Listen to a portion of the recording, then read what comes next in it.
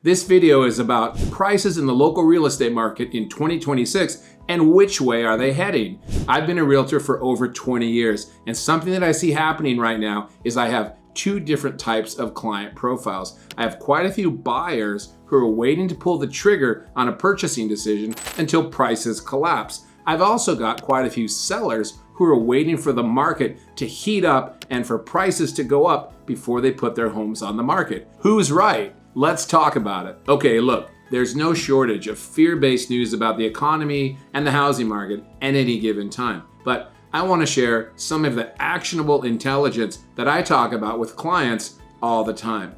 Number one, the actual amount of inventory currently available across the entire Portland metro area is solidly in seller's market territory. There's currently 3.6 months of inventory of homes for sale. What that means is that if no other home came onto the market today, it would take approximately 3.6 months to sell out of all the homes that are currently for sale at the pace that homes are currently selling. So we're well within seller's market conditions right now. All right, so let's talk about the velocity of the market for the first 2 months of 2026. What I see happening out there right now is the total number of new listings that come onto the market is up slightly over where it was last year at the same exact time. And the number of homes that have gone into a pending sale status, meaning they've had accepted offers, is also up over where it was last year at this time. Now, 2 months of data isn't a lot to make a call about which way the market's heading,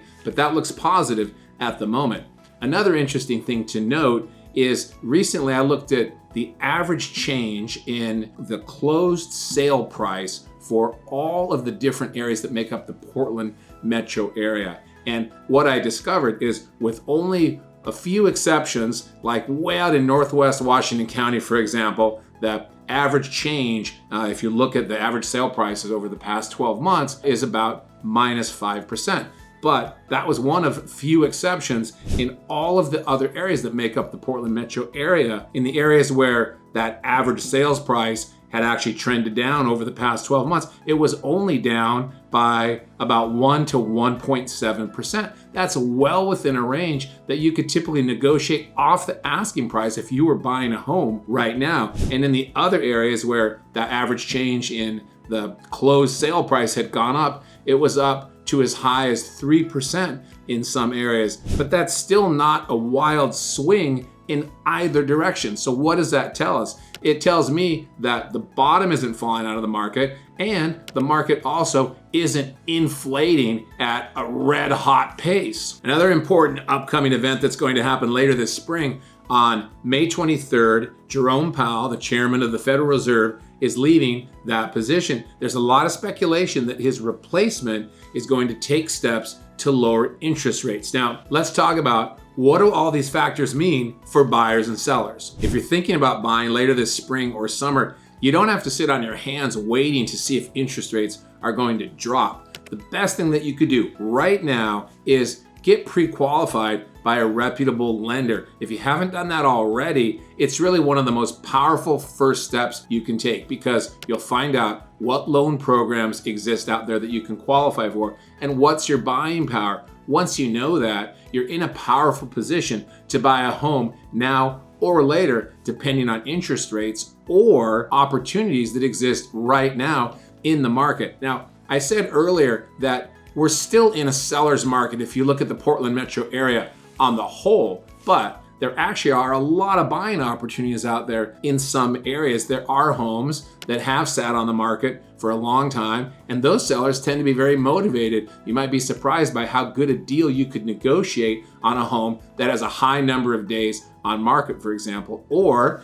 we had a client recently that was looking at homes in one of the new subdivisions on the outskirts of Portland, and many of the builders that are building new homes in those places are offering incredible incentives right now to excite people to buy new homes. Incredible packages are available. So you don't have to sit on your hands. You might actually be able to leverage the current market conditions to your advantage if you act now. But it all starts with getting pre-qualified. Now, if you're thinking about selling this spring or summer and you're just waiting for prices to skyrocket, remember earlier I mentioned that the market isn't cratering or skyrocketing anywhere when you look at the last 12 months of data for the entire Portland metro area. But that doesn't mean you should wait. We've got a client right now that just listed a home with us that's going to be going on the market soon. About a year ago, that seller felt very strongly that his house was worth a lot more money than the actual list price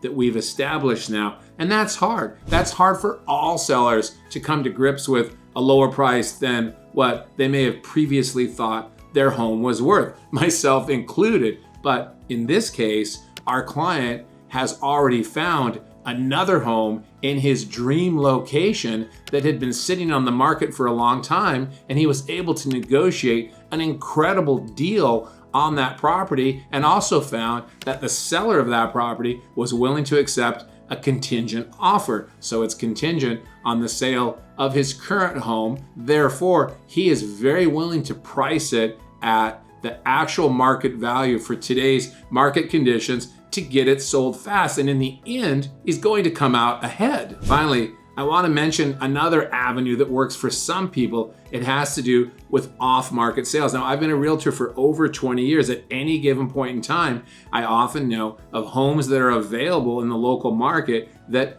are not for sale. So for some buyers, that actually can turn out to be a great opportunity to get a home and not have to deal with some of the other market dynamics that come into play when you're dealing with a home that's for sale. Maybe you're even having to compete with another buyer. In other cases, there are times when we help people sell homes off market because, for example, maybe their home checks all the boxes for one of our builder clients and they can sell a home at a higher price than they'd ever get on the open market to a builder that can either renovate that home or possibly build a brand new home there. For some people, that turns out to be a terrific way to get a home sold that might be very difficult to sell under different circumstances. So here's the bottom line. Real estate has always been a hyper-local business. It's never one size fits all for all buyers and sellers. If you're thinking about making a move in 2026,